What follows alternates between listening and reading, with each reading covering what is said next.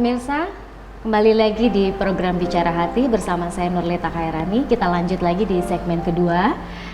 TOK kan tadi kita udah perkenalan nih tentang siswa-siswinya di sekolah.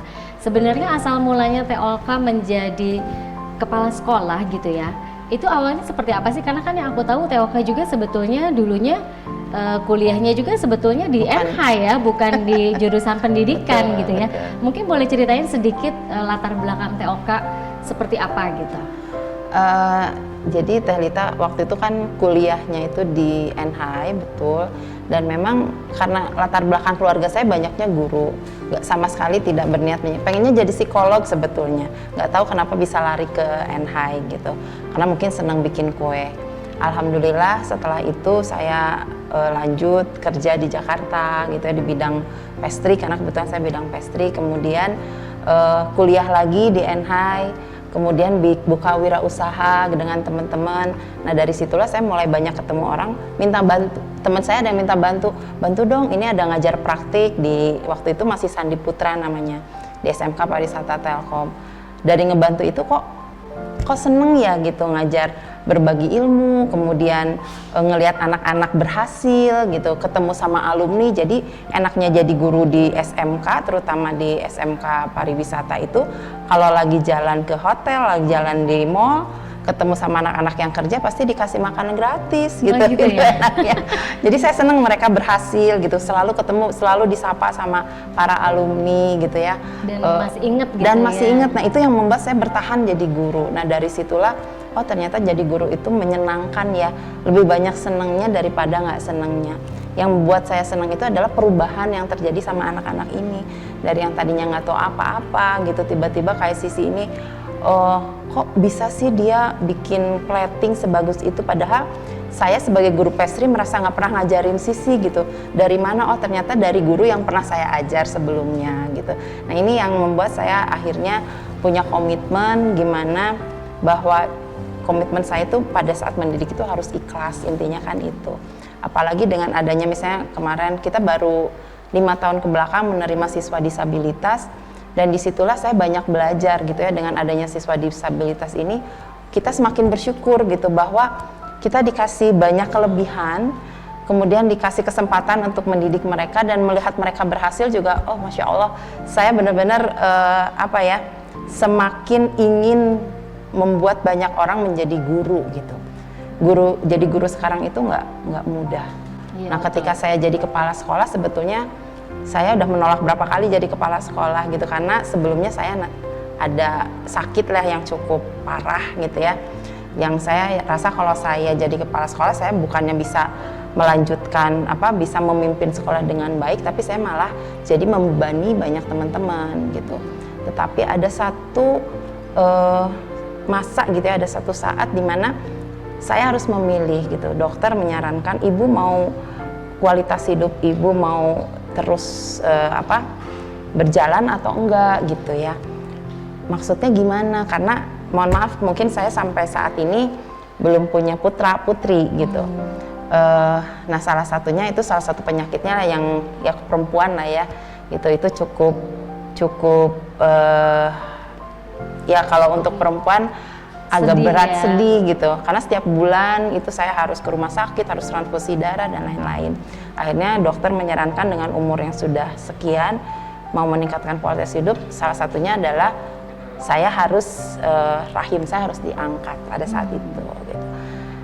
Terus ngobrol lah dengan keluarga, terus gimana gini, bahkan ada ya namanya manusia gitu ya, selalu ada yang menyampaikan hati-hati loh nanti begini, tapi saya lillahi ta'ala lah pada saat itu saya harus meningkatkan kualitas hidup saya karena saya punya anak-anak gitu.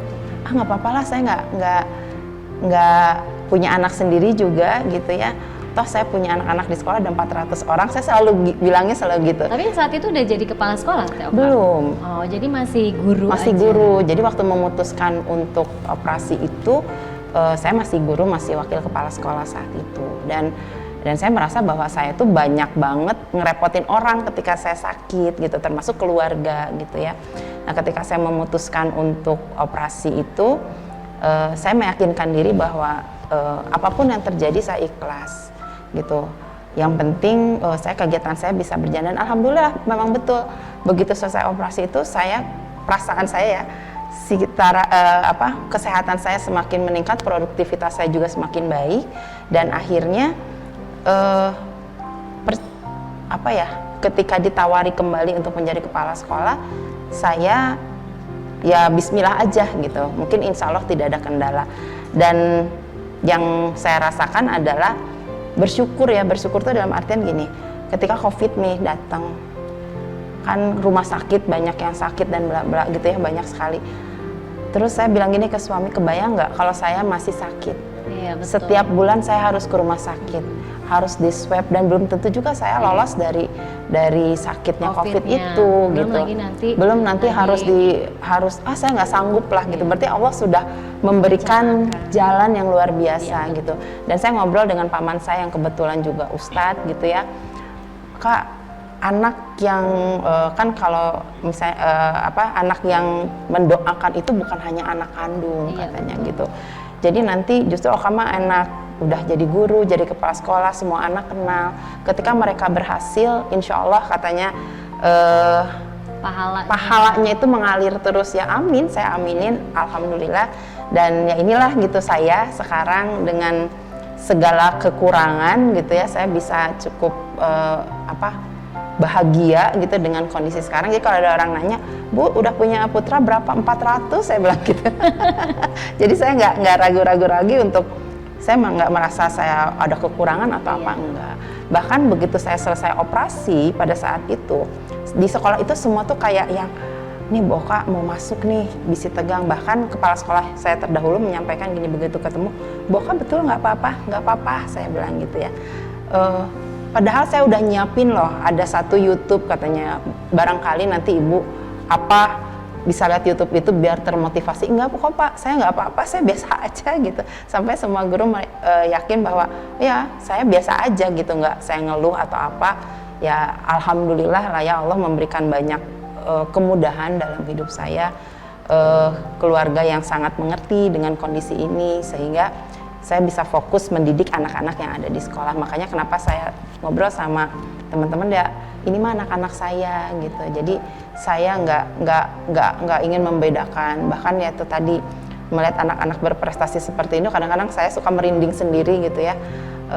Kok bisa ya anak-anak yang tadinya nggak tahu apa-apa, dia bahkan lebih jago dari saya gitu. Itu aja mungkin Terlita. Jadi makanya temanya kenapa siswaku anak-anakku ya karena bagian dari mereka lah yang memang betul sih seperti itu, karena jadi ada semacam kedekatan emosional juga kan, karena memang ya kita harus percaya juga bahwa memang rencana Allah itu apa yang kita inginkan ya lebih baik rencana Allah gitu kan. Jadi ya, memang kita harus ikhlas ya kan, harus bisa menerima segala sesuatu dan mengambil sisi positifnya ya kan. Kalau misalkan tadi maksain gimana juga kan yang ada maksain untuk tidak ikut operasi gitu, yang ada juga kitanya yang lebih kerasa lebih sakit, malah ya lebih banyak ngerepotin orang kayaknya gitu. Tapi kita nggak tahu ya, tapi saya sudah memutuskan itu ya, insya Allah lah bahwa pada saat memutuskan itu saya sudah serahkan semuanya sama Allah gitu. Itu aja. Amin amin ya Rabbal alamin.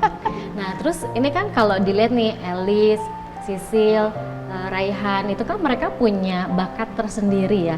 Nah sebenarnya kan kalau yang aku tahu tuh kan dulu tuh SMK Pariwisata itu namanya Sandi Putra.